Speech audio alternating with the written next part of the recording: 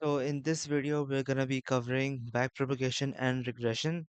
In the previous videos, we've covered machine learning and deep learning, और ये भी उन्हीं का पार्ट है, लेकिन अ, इसको हम अलग से पढ़ेंगे because it's not that simple, especially backpropagation. So by the help of this table, I hope you guys will be able to understand what is backpropagation और regression तो काफी simple है. Alright, तो let's get started. पहले तो समझ लेते हैं कि backpropagation है क्या. बैक प्रोपगेशन जो है बेसिकली एक एल्गोरिथम है जो हम अपने मॉडल्स में यूज़ करते हैं, और ये बेसिकली हम एरर्स के साथ डील कर रहे होते हैं इस एल्गोरिथम में. अब इसमें क्या होता है कि जो ये पूरा ट्रेनिंग प्रोग्राम है ना, ये पूरा एक आइटरेटिव प्रोसेस है, मतलब लूपिंग होती रहती है इसमें. अब वो क्यों होती है? क्योंकि फॉर एग्जांपल हम ना अपने एल्गोरिथम को एक इनपुट दे देते हैं और फिर एक एक्सपेक्टेड आउटपुट दे देते हैं. अब मॉडल क्या करता है, या सॉरी एल्गोरिथम क्या करता है, ये उस इनपुट को एक्सपेक्टेड आउटपुट पे लाने के लिए एक कोई वेट यूज़ करता है, उसको हम सिस्टम वेट कहते हैं. सिस्टम वेटिंग्स हमारे हिडन लेयर्स में यूज़ होती है क्योंकि सारी प्रोसेसिंग वहीं पे हो रही होती है. तो to bring our input to the expected output हम सिस्टम वेटिंग्स यूज़ करते हैं. और ज़ाहिर है ऑन द फर्स्ट अटेम्प्ट नहीं कर पाता हमारा एल्गोरिथम, तो उसकी वजह से कुछ एरर्स प्रोड्यूस हो जाते हैं. अब एरर क्या हो सकता है? फॉर एग्जांपल यहाँ पे मैंने इनपुट दिया हुआ है 100 और हमारा एक्सपेक्टेड आउटपुट जो है 50 है. तो जाहिर है इसको लग रहा है कि कुछ कम हो रहा है. तो ये सोच रहे डिविजन करनी है अब मुझे. अब पहला ये करता है डिवाइड बाई 3. अब 100 डिवाइड बाई 3 ऑब्वियसली 50 नहीं होता है, 33.33 समथिंग कुछ होगा. तो यहाँ पे हमारा एक एरर आ गया है. अब ये क्या होगा कि एरर जो है वो back to the algorithm propagate हो जाते हैं, मतलब हम वापस एल्गोरिथम में डाल देते हैं. फिर उसकी वजह से हमारी सिस्टम वेटिंग जो है वो चेंज हो जाती है. And because of that change in system waiting, the algorithm is going to improve its result, or it's going to get closer to the expected result. So we can call this minimizing errors through propagation. सही है. तो ये बात है. अब obviously यहाँ पे जब डिवाइड बाय 2 हो जाएगा तो फिर समझ जाएगा कि 100 divide by 2 is 50. Yes, it's 50, तो मतलब there is no error now and the artificial neural network is working properly. फिर same goes over here. 50 divide by 2 obviously 25 होगा, तो ये सेम मेथड यहाँ पे अप्लाई कर देगा और फिर इस तरीके से 25 इसको मिल जाएगा. तो ये पूरा सीन है. और यहाँ पे अगर आप लोग विजुअलाइज करना चाहें तो आप कर सकते हैं कि इनपुट यहाँ पे आएगा, पूरी प्रोसेसिंग यहाँ पे हो रही होगी, and then we get the output over here. If the output is incorrect or not the desired result that we want, वापस जाएगा. It's gonna loop back into the algorithm और फिर पूरी प्रोसेसिंग होके दोबारा एक इम्प्रूव्ड आंसर हमें मिल जाएगा. This is back propagation. अब इसके ज़रा पॉइंट्स भी लिख लेते हैं हम.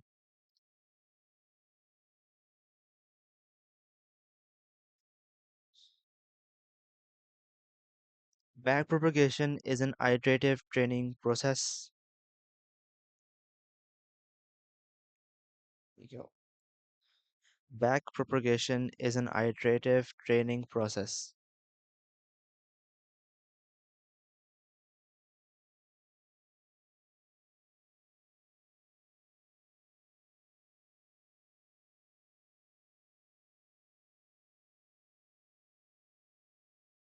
Errors are put back into the neural networks in order to change the initial system weightings. Oops, नहीं हुआ. Errors are put back into the neural networks in order to update the initial system weightings.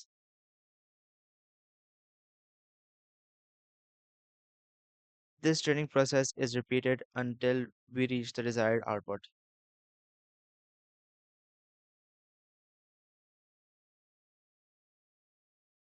तो काफ़ी mistakes हुई हैं the voice typing.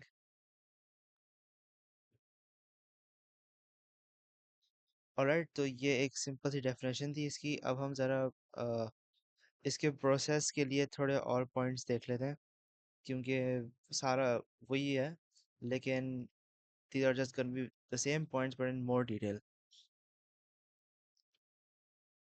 Initial outputs from the system are compared to the expected outputs. System weightings are adjusted to minimize the differences between the outputs. Once the errors have been diminished, it means that the neural network is working fine.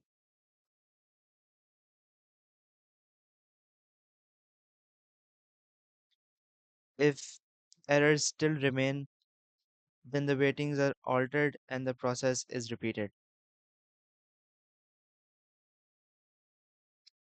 So ये it's the same thing but in more detail और वही सारी बातें जो मैंने आप लोगों को पहले भी समझाई है. द वेटिंग्स आर ऑल्टर्ड मतलब वापस वो जाएगा. जैसे मैंने आपको बताया था कि 100/3 करेगा 33 आएगा. फिर 2.5 को देखेगा. थोड़ा क्लोज आ जाएगा 50 पे और फिर डिवाइड बाय 2 जब करेगा तो फिर इट्स फाइनली गोना रीच 50. तो इस तरीके से एरर्स डिमिनिश करते करते वो अपने एक्सपेक्टेड रिजल्ट पर पहुंच जाएगा. वेटिंग्स आर ऑल्टर्ड. ऑलराइट, तो आई गेस ये सही है. Now let's move on to regression. Regression काफ़ी सिंपल है. It's just that it's a class of methods. और ये क्या करता है, एग्जिस्टिंग डेटा को एनालाइज करके प्रोडिक्शंस करता है. और ये बहुत बड़ा पार्ट प्ले करता है मशीन लर्निंग में. और इसके बहुत सारे मॉडल्स होते हैं, simple regression, multiple sorry linear regression, simple linear regression, multiple linear regression और फॉरेस्ट्री. तो बहुत सारे पार्ट इसके वो हैं मॉडल्स. तो ये बहुत इंपॉर्टेंट है रिग्रेशन. अब हम इसकी सिंपल सी डेफिनेशन देख लेते हैं बस. Regression, a way of analyzing data before its input to the system.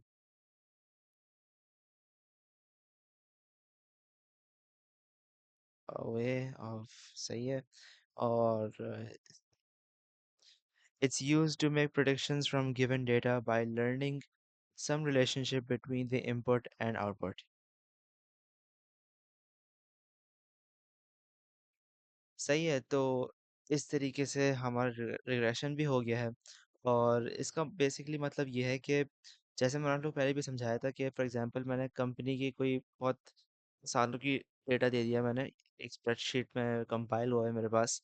और फिर मैं कहूँ कि नेक्स्ट 5 ईयर्स की प्रोडिक्शन निकाल के दो इस गिवन डेटा से, तो फिर वो क्या करेगा कि इंडिपेंडेंट वेरिएबल और डिपेंडेंट वेरिएबल को पहले कैटेगराइज करेगा और फिर उन दोनों के बीच का रिलेशनशिप वो ढूंढेगा और फिर उसके हिसाब से वो प्रोडिक्शंस करेगा. और फॉर एग्जांपल अगर मेरे पास कोई मिसिंग डेटा हो मेरी स्प्रेडशीट में और फिर मैं कहूँ कि यार इसको फिल इन कर दो because I have no idea what's to be in this cell. तो हमारा जो रिग्रेशन मॉडल है वो क्या करेगा कि रिलेशनशिप वापस से ढूंढने का कोई इंडिपेंडेंट और डिपेंडेंट वेरिएबल्स में. और फिर हमारा इस तरीके से मिसिंग डेटा भी पूरा कंप्लीट हो जाएगा. तो it's a very intelligent model और इसको हम पाइथन से भी बहुत यूज़ करते हैं. So yeah, this is it for regression and backpropagation. In the next video, I'm just gonna be wrapping this chapter up and then we're gonna be moving on to the past chapter. All right. So I'll be seeing you in the next video.